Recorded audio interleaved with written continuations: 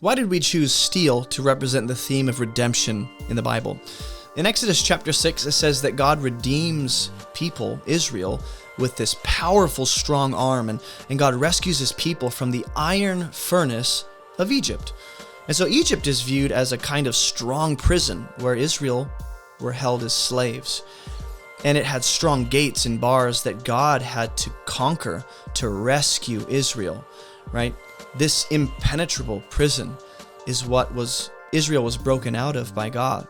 In Isaiah chapter 59, we see redemption images involving armor, like breastplates and helmets, and these different metal items bring protection the way that God's redemption does. God's strong hand of rescue is very much something you can compare to these strong protective metal items.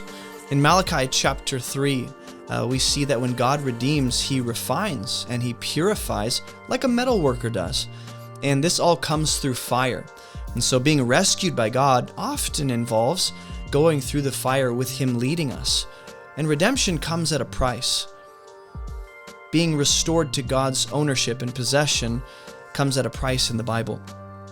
And there's often literal currency, such as ancient Israelite coins that are made of metal, that are involved in redemption. And this reminds us of the price that God paid to redeem us.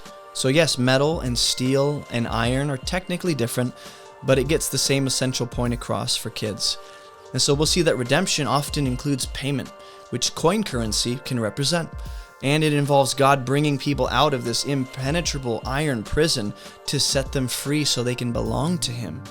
We'll also see these images of refining communicate God using heat and pressure to remove impurities and make something stronger like a metal worker would.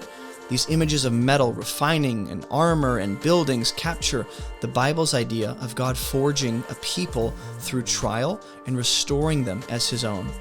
And these metal images throughout the Bible can often communicate the strong fortress that God is to his people, right? His strong hand and how we're safe with God as our strong fortress. God is a fortified, strong, unstoppable tower that protects us from any force. So redemption results in protection, belonging, and new strength.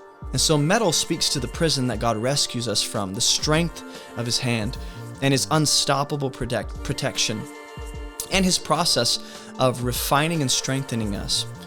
And finally, it speaks to the high cost that God paid to redeem us. But we'll see in the Bible that people aren't the only thing that are redeemed. And so steel creatures remind us that God rescues and redeems us to make us stronger, to protect us and treasure us as his own special possession, and to be safe in his loving hands.